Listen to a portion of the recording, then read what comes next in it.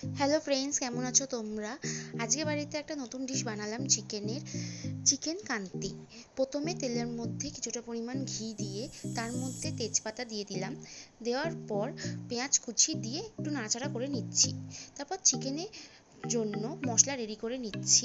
ভেজে রাখা মৌরি, শুকনো লঙ্কা, কালো গোলমরিচ গুঁড়ো করে নিচ্ছি, তার সাথে গরম মশলাও গুঁড়ো করে নিচ্ছি।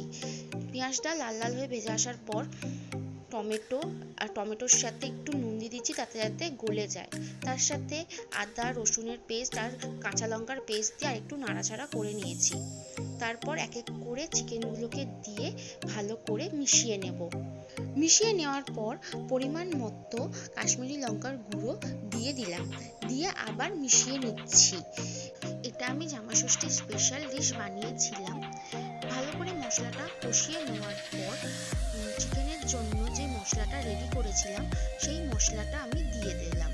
দিয়ে দেওয়ার পর আবারও ভালো করে কষিয়ে নেওয়ার পর পরিমাণ মতন নুন, পরিমাণ মতন চিনি আর পরিমাণ মতো জিরে গুঁড়ো, ধনে গুঁড়ো দিয়ে আবার একটুখানি ভালো করে নাড়াচাড়া করে নিচ্ছি। এই চিকেনের রেসিপিটা আমি একদিন ইউটিউবে দেখতে পেয়েছিলাম, তো ভালো লেগেছিল, তাই জন্য আমি বাড়িতে ট্রাই করলাম। তো তারপর পরিমাণ মতো টক দই দিয়ে ভালো করে কষিয়ে নিতে হবে যতক্ষণ না মশলাটা দিয়ে তেল বেরাচ্ছে। মশলাটা দিয়ে যখন তেল বেরিয়ে আসবে তখন পরিমাণ মতন জল দিয়ে ভালো করে ফুটিয়ে নেব। তোমরাও বাড়িতে এইভাবে ট্রাই করতে পারো চিকেন কান্তি। এরপর শেষে কসুরি মেথি দিয়ে আবার নাড়াচাড়া করে বোলের মধ্যে সার্ভ করে নেব।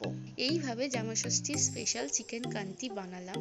ভিডিওটি ভালো লেগে থাকলে like, comment and subscribe. Tata.